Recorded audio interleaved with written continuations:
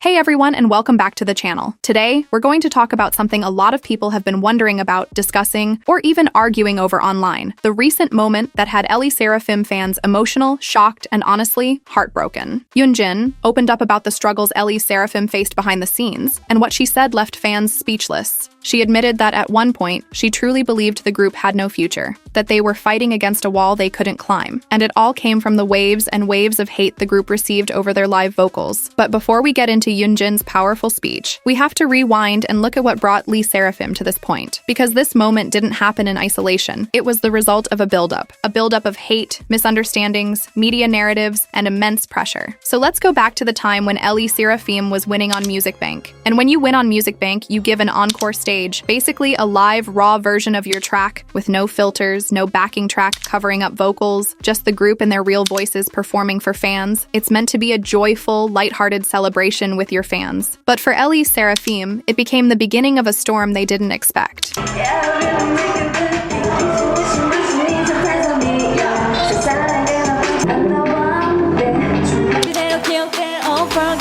When the group performed their encore stages, fans online, and especially netizens, were quick to notice that their live vocals didn't quite match the polished sound of their recorded songs. And from that moment, things began to spiral. People online started accusing the girls of lip-syncing on a regular basis and relying heavily on autotune. The backlash came fast, and it came hard. The encore stages, which should have been moments of celebration and connection, turned into ammunition for their critics. This narrative of Sserafim can't sing live stuck, and it followed them everywhere. Every new performance they gave after that wasn't just a stage, it was a test. One misstep, one off-key moment, and the comment sections would explode again. This hate didn't die down, it grew. And it grew right up until one of the biggest stages they could ever perform on, Coachella. Now for those who don't know, Coachella is one of the biggest music festivals in the world. It's a place where artists across genres come together to showcase not just their music, but their artistry. It's also known for having a strictly live performance culture. If you're on that stage, you're expected to deliver. No lip-syncing, no filters, no excuses. So when Sserafim was announced as part of the lineup, people were already sharpening their knives. Some were excited, sure, but a lot were watching just to see them fail. And when they finally performed, unfortunately, their vocals were shaky and inconsistent.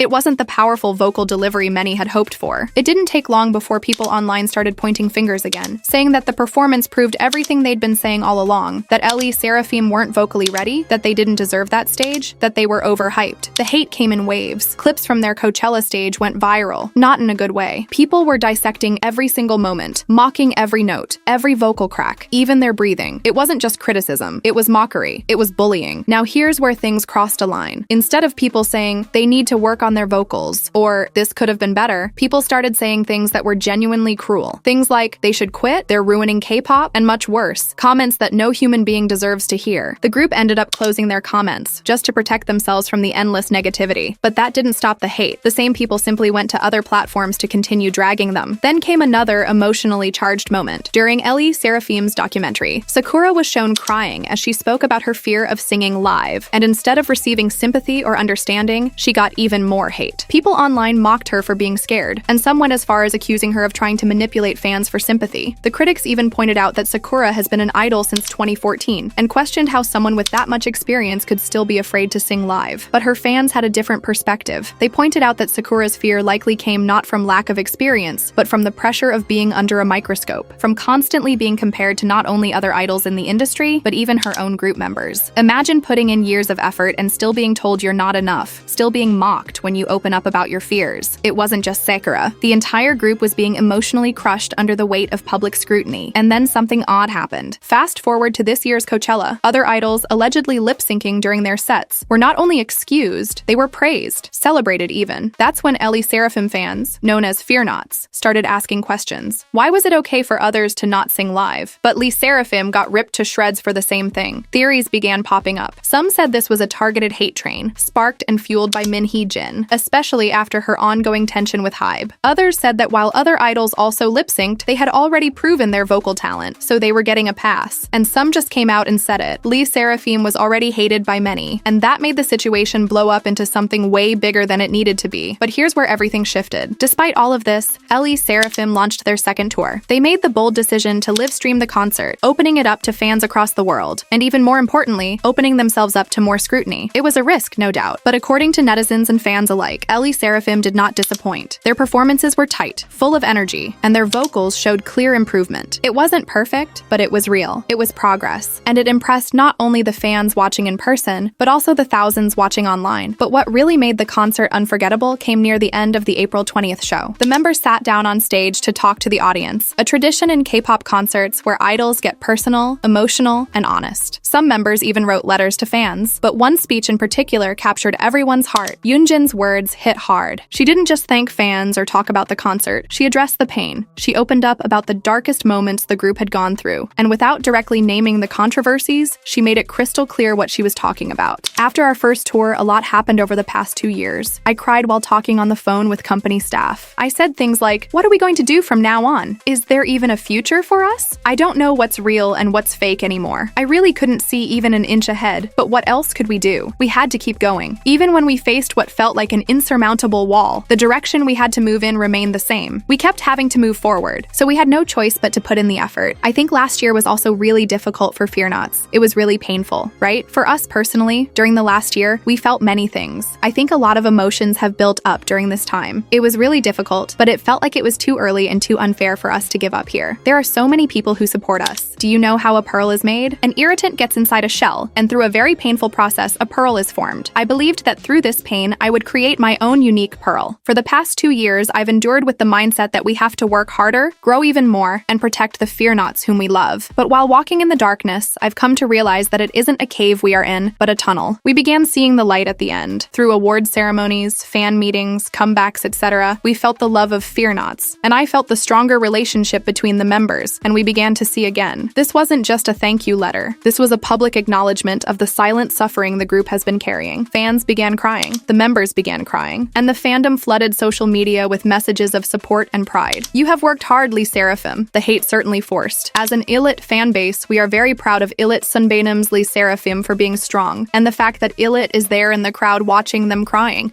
I hope you both girls will be blessed with good things. Thank you for being there, with Illit too. The support wasn't just from Fearnots. Even fans of Illit were moved, recognizing the parallels between the groups. Because yes, Illit has also been receiving intense hate, even though this is their debut year. Just like Sserafim once did, they're being judged way too harshly, way too soon. Honestly, 2024 was a rough year for many K-pop groups, but especially for Sserafim and Illit. The pressure, the scrutiny, the emotional toll. And through it all, Yoonjin's speech served as a turning point, a moment of vulnerability that allowed fans and even the public to finally see the human beings behind the idol image. And in my opinion, closing their comments was the right move. Sserafim needed space, not just to protect themselves, but to heal and grow. I'll be honest too. I've said before that their vocals weren't the best, but I always believed they were talented. I knew if they worked on it, they'd only get better, and that's exactly what they're doing, what they have been doing. The hate they got wasn't constructive, it was malicious, and it was everywhere. I truly felt every word from Yoonjin's speech, and seeing what people were saying online, it was heartbreaking. Some of those comments were just unspeakable. No one should ever have to read things like that about themselves, and reportedly, even Bang Si-hyuk, the chairman of Hybe who's worked closely with the group, was crying because of her speech. So now I want to ask you, do you think the hate Sserafim got over their vocals was forced? Was Min Hee-jin the one who started the hate train directly or indirectly? And why do some idols get a pass for lip syncing while others get dragged through the mud? Let's talk in the comments. I want to hear your thoughts. And if you're new here, don't forget to like, subscribe, and turn on notifications so you don't miss another deep dive like this one. Thanks for watching. Be kind always, and I'll see you in the next one. Bye for now.